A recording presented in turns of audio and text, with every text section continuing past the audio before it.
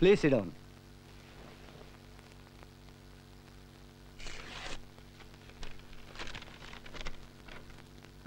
Gentlemen, మీటింగ్కి ముందు mister ఆది నాకు రాసిన లెటర్ని మీకు చదివి వినిపిస్తాను. సార్, నేను డిప్యూటీ కమిషనర్ ఆఫ్ పోలీస్ అనే హోదాని వదిలి ఆదినారాయణరావు అనబడే సామాన్య వ్యక్తిగా రాస్తున్న ఉత్తరం ఇది. నాలాగా నిజాయితీనే ఆరాధించేవారు త్వరలోనే వెనకబడ్డ వారిగానో అంటరాని వాళ్లగానో ఈ సంఘంలో వెలివేయబడతారని కొందరిలా నాకు భయం వేస్తోంది.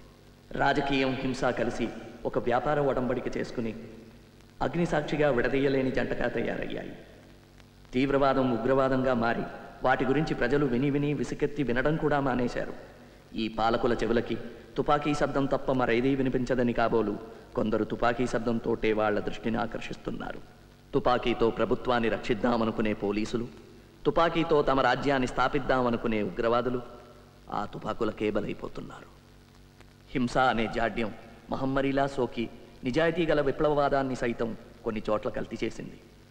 సమానత్వం సాధిస్తాననే సాకుతో మానవత్వాన్నే మరిచిపోయిన మృగం భద్ర కుళ్ళిపోయిన ఈ సమాజానికి శస్త్రచికిత్స చేయడానికి ఉపయోగించాల్సిన తుపాకీ అతని చేతిలో పిచ్చివాడి చేతిలో రాయిలా తయారయ్యి అతడిని ఎదుర్కోవడంలో నేను కూడా ఉగ్రవాదినే అయ్యానా అని అనుమానంగా ఉంది.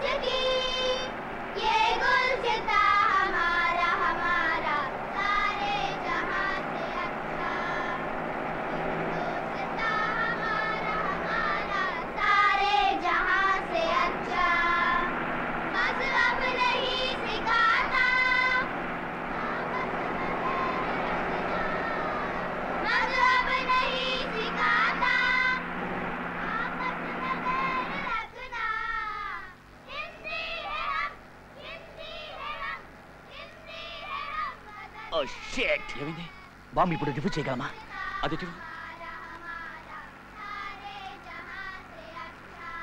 ఓ no no, it's too late. No no no no.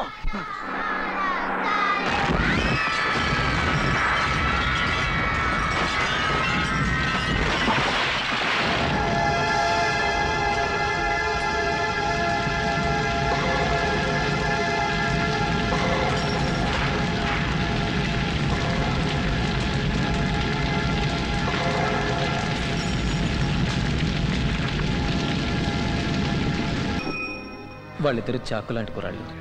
వాళ్ళకి నీ సాయం కావాలి. Don't say no. దీనికి ఢిల్లీ నుంచి ఆర్డర్స్ అక్కర్లేదు. You will do it for your friend. హింస అంటే ఏమిటి, రహస్యాలు ఎలా రాబట్టాలి అనే విషయంలో నీకు నువ్వే సాటి.